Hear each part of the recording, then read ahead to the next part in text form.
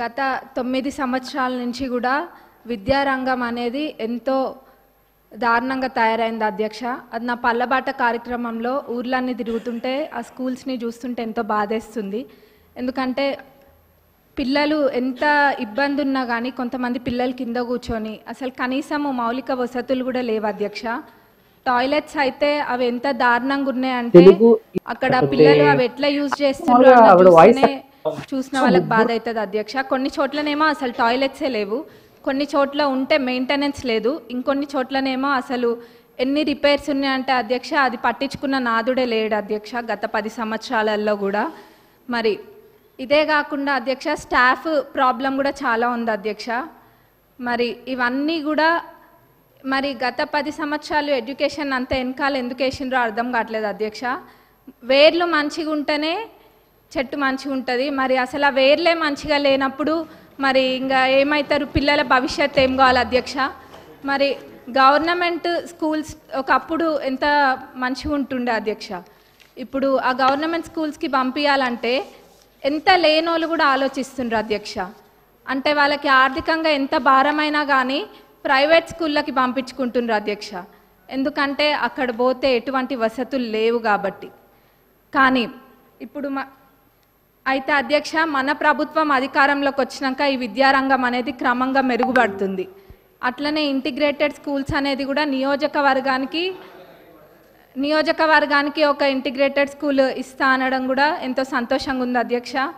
అది అందరు పిల్లలు కూడా సామాన్యులు కూడా అందరూ ఇంటర్నేషనల్ స్కూల్స్లలో చదువుకున్న విధంగా అక్కడ చదువుకుంటారు అధ్యక్ష. మరి ఆ విధంగానైనా ఈ విద్యారంగం అనేది కొంచెం మంచిగా అవుతుంది అధ్యక్ష. మరి ముఖ్యంగా అధ్యక్ష ఈ టాయిలెట్స్ అనేది మటుకు చాలా పెద్ద సమస్య అధ్యక్ష. ఏదో చెప్పాలని కాదు, నేను నిజంగా అన్ని స్కూల్స్ విజిట్ చేస్తున్నా. మరి గతంలో వాళ్ళు చేయలేంది మన ప్రభుత్వంలో చేసి చూపిస్తామన్న నమ్మకం నాకు ఉంది, అది ఖచ్చితంగా కూడా చేస్తాం అధ్యక్ష.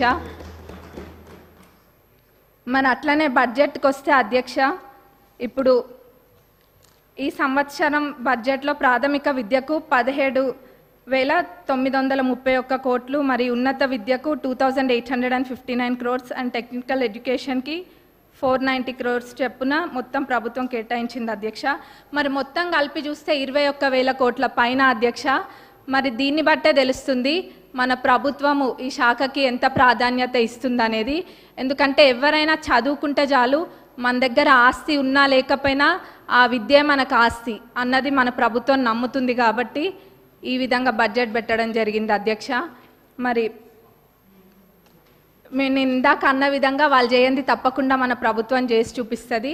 మరి మా పాలకుర్తి నియోజకవర్గానికి వస్తే అధ్యక్ష, దేవాదుల కింద మాకు ప్యాకేజ్ 6 అని ఉంటుంది అధ్యక్ష.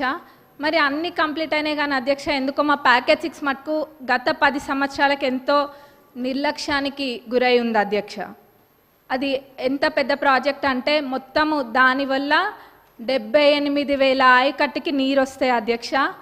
అయినా కానీ ఎంతో నిర్లక్ష్యం చేసిండ్రు అధ్యక్ష. మొత్తం కలిపి కూడా 30-35% పనులు కూడా పూర్తి కాలేదు అధ్యక్ష. రైతులు అంటే అంత చిన్న చూప అధ్యక్ష. మనము ఇప్పుడు రైతుని రాజు చేసే ప్రభుత్వం మన ప్రభుత్వం అధ్యక్ష. కాబట్టి మన ప్రభుత్వంలో ఇది ఖచ్చితంగా చేయాలి అధ్యక్ష. మరి ఆ 30-35% కూడా కంప్లీట్ కాలేదు. ఏమైందంటే గత ప్రభుత్వంలో గత పాలకులు ఏదో ఎలక్షన్ల ముందు ఆదరాబాదరాగా జనాలకు చూపించుకోవడం కోసం అని చెప్పి పాత కాంట్రాక్టర్ యొక్క టెండర్ని రద్దు చేసి కొత్త కాంట్రాక్టర్లను పిలిపించి ఆ ఎస్టిమేట్లో ఎన్నో తప్పులతో అధ్యక్ష, ఎన్నో మిస్ చేసి ఎస్టిమేట్ వేసిండ్రు అధ్యక్ష. మరి అప్పుడుతో పోలిస్తే జిఎస్టీ కూడా మరి 12% నుంచి ఇప్పుడు 18%కి పెరిగింది అధ్యక్ష. ఇట్లా ఎన్నో ఇబ్బందులతోటి ఈ కాంట్రాక్టర్లు కూడా పనులు చేయలేకపోతుండ్రు అధ్యక్ష. కాబట్టి ఈ పాత ఎస్టిమేట్ని కొంచెం సవరించి కొత్త ఎస్టిమేట్ తయారు చేసి అట్లనే పనులని ప్రారంభించాలని చెప్పి మీ ద్వారా గౌరవ ఇరిగేషన్ మినిస్టర్ గారిని మరి గౌరవ సీఎం గారిని కోరుతున్నాం అధ్యక్ష. ఎందుకంటే చాలా పెద్ద ప్రాజెక్ట్ అధ్యక్ష, 78,000 ఎకరాలకి ఇది నీరు అందిస్తుంది కాబట్టి ఇది పెద్ద ప్రాజెక్ట్ అధ్యక్ష. దీన్ని మన ప్రభుత్వంలో పూర్తి చేసి చూపించాలి అధ్యక్ష మనము. మరి అట్లనే అధ్యక్ష కాలువల అధ్యక్ష, కాలువలు కొన్ని చోట్ల అధ్యక్ష అన్ని చాలా మటుకు కాలువలల్లో అన్ని చెట్లు మొలిచి ఉన్నాయి అధ్యక్ష. దాన్ని కూడా ఎవరు పట్టించుకోలేదు. మళ్ళీ ఎట్లున్నారంటే ఇక్కడ సభలో అనొచ్చు అనొద్దో అదేదో వాళ్ళు చేయకుండా ఏదో 10 సంవత్సరాలు మనమే ఉండి పాలించినట్టుగా చెప్తున్నారు అధ్యక్ష. ఏమైంది కాలువల్లో అవి ఉన్నాయి ఇవి ఉన్నాయి అని, మరి నవ్వాలో ఏడవాలో తెలియదు అధ్యక్ష. కాబట్టి మేమే మా నియోజకవర్గంలో అయితే ఒక 30 కిలోమీటర్లకు పైగా మా సొంత డబ్బులతోటి మేమే పెట్టి అది తవ్విపియడం కూడా జరిగింది అధ్యక్ష. ఇక్కడ ఇదంతా ఇబ్బంది లేకుండా లైనింగ్ కాలువలు అన్నిటికీ కూడా లైనింగ్ చేయాలని మీ ద్వారా నేను కోరుతున్నా అధ్యక్ష. మరి అట్లనే అధ్యక్ష చివరిగా రుణమాఫీ, ఆ రోజు అందరము ఇక్కడున్న శాసనసభ్యులం అందరం కూడా ఎంతో నమ్మకంతో చెప్పినాము. గతంలో రుణమాఫీ పూర్తి స్థాయిలో చేసింది కాంగ్రెస్ ప్రభుత్వమే, ఇప్పుడు చేయబోయేది కూడా కాంగ్రెస్ ప్రభుత్వమే అని. అది మాటలకి మాత్రమే అంకితం కాకుండా అధ్యక్ష ఈరోజు అన్న విధంగా తప్పకుండా చేసి చూపిస్తుంది కాంగ్రెస్ ప్రభుత్వం అని చెప్పి ఈరోజు మనము చేయడం జరిగింది అధ్యక్ష. మరి ఇది అందరికీ ప్రతి ఒక్క కాంగ్రెస్ కార్యకర్తకి మరి ప్రతి ఒక్క రైతులకు కూడా ఇది గర్వించదగ్గ విషయం అధ్యక్ష. మరి మన గౌరవ అగ్రికల్చరల్ మినిస్టర్ గారిని మరి మన డిప్యూటీ సీఎం గారికి మా నియోజకవర్గ ప్రజలందరి తరపున ధన్యవాదాలు తెలియజేస్తున్నా అధ్యక్ష. నాకు ఇక్కడ మాట్లాడే అవకాశం ఇచ్చినందుకు మరొకసారి ధన్యవాదాలు తెలుపుతూ ముగిస్తున్నా. స్పోర్ట్స్ అధ్యక్ష, ఎందుకంటే ఇది నా ఫేవరెట్ డిపార్ట్మెంట్ సబ్జెక్ట్ అని చెప్పొచ్చు. ఎందుకంటే నేను కూడా ఒక క్రీడాకారిని. స్పోర్ట్స్ అనేది ఎలా ఉపయోగపడుతుంది పిల్లలకి, చిన్నప్పటి నుంచే స్పోర్ట్స్లో వేస్తే వాళ్ళు ఎలా ప్రయోజకులు అవుతారు అంటే చిన్నప్పటి నుంచి ఉంటే, ఎందుకంటే అధ్యక్ష వాళ్ళ కాన్సన్ట్రేషన్ కానివ్వండి, వాళ్ళ మెంటల్ హెల్త్ కానివ్వండి, అదేవిధంగా చూసుకున్నట్టయితే పర్సనల్ ఓవరాల్ డెవలప్మెంట్ అనేది పిల్లలకు ఉంటుంది స్పోర్ట్స్ ద్వారా. కానీ అధ్యక్ష చూస్తే లాస్ట్ ఫ్యూ ఇయర్స్ నుంచి ఈ డిపార్ట్మెంట్ అనేది చాలా నెగ్లెక్ట్ చేసుకుంటూ వస్తున్నారు అధ్యక్ష, స్పోర్ట్స్ డిపార్ట్మెంట్ అనేది.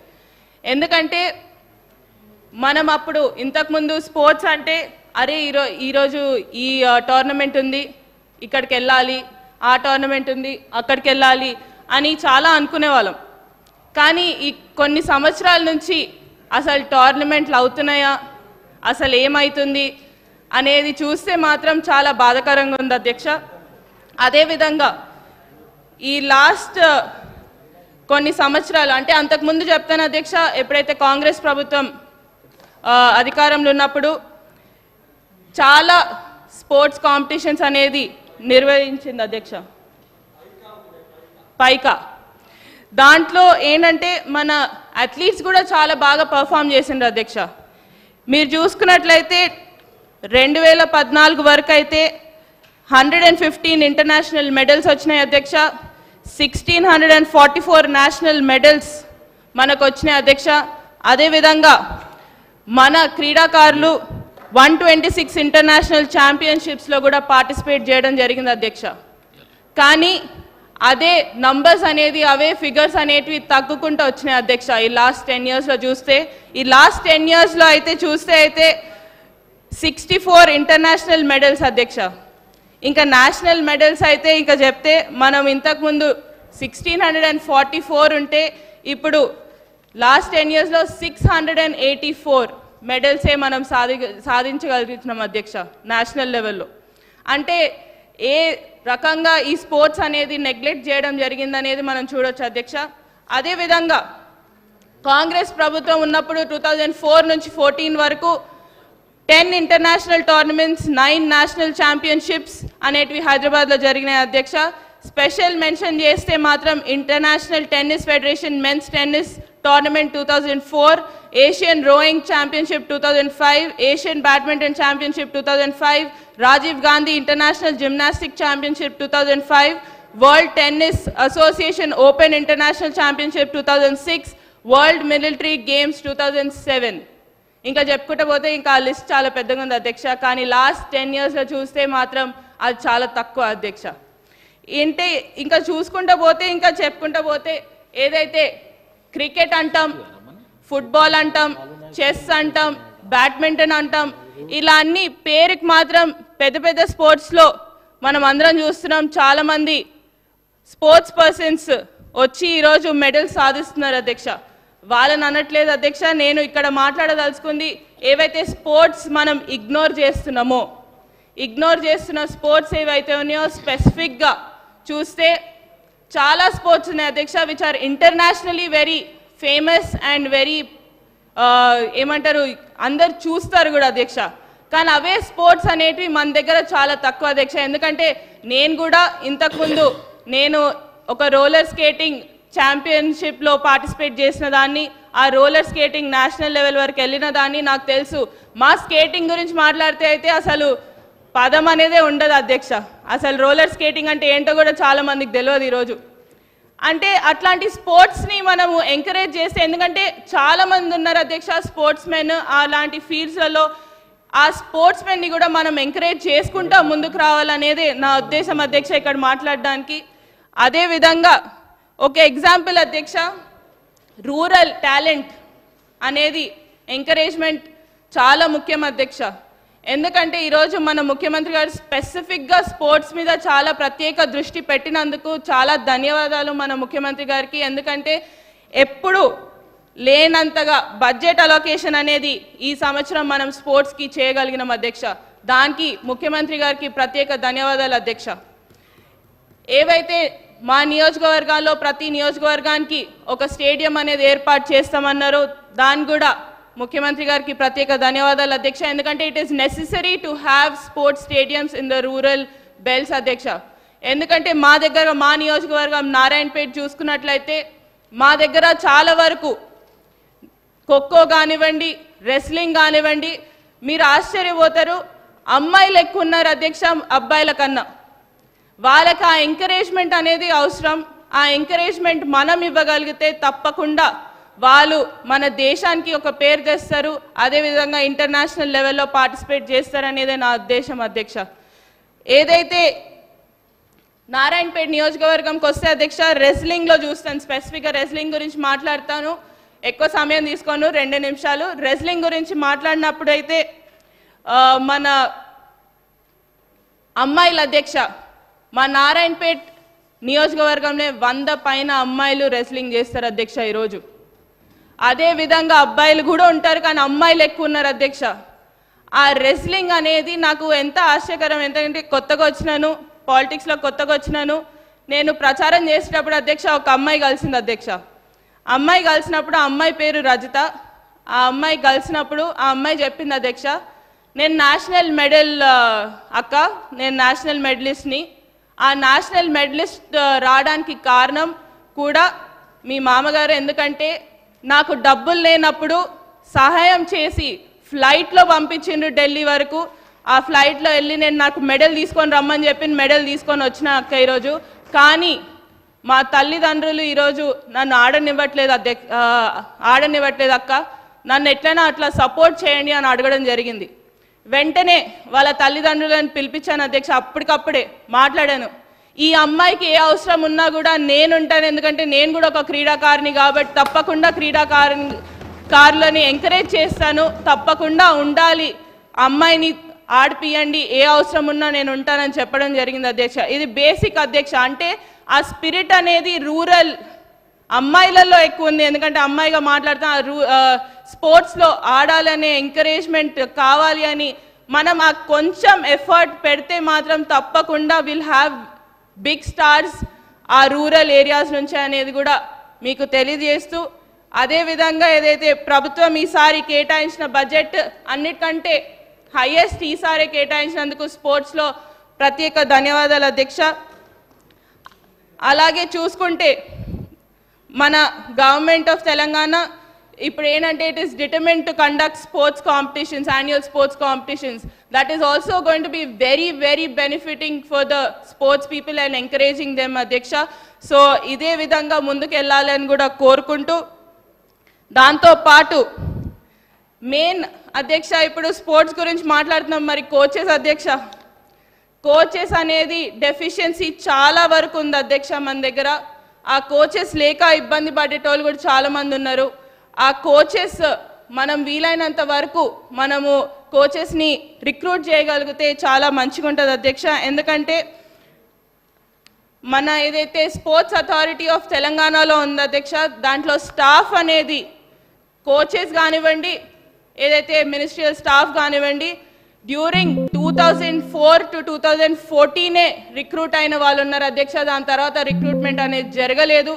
తప్పకుండా దీని మీద కూడా ప్రత్యేక దృష్టి పెట్టాలని మీ ద్వారా ప్రభుత్వాన్ని కూడా కోరడం జరుగుతుంది. అదేవిధంగా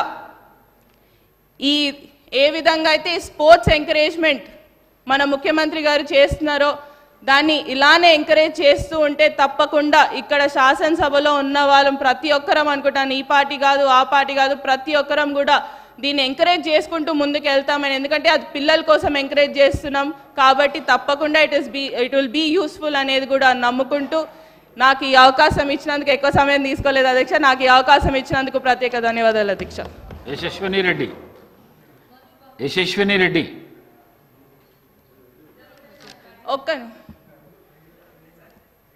ఇంకొకటి అధ్యక్ష, మన దగ్గర మనుబకర్ అని ఉన్నారు, 2 పథకాలు అనేది కూడా సాధించడం జరిగింది. దానికి కూడా తనకు అభినందనలు. అదేవిధంగా మొన్న మనము ముఖ్యమంత్రి గారు కూడా ఫైనాన్షియల్ అసిస్టెన్స్ అనేది కూడా ఇవ్వడం జరిగింది అధ్యక్ష.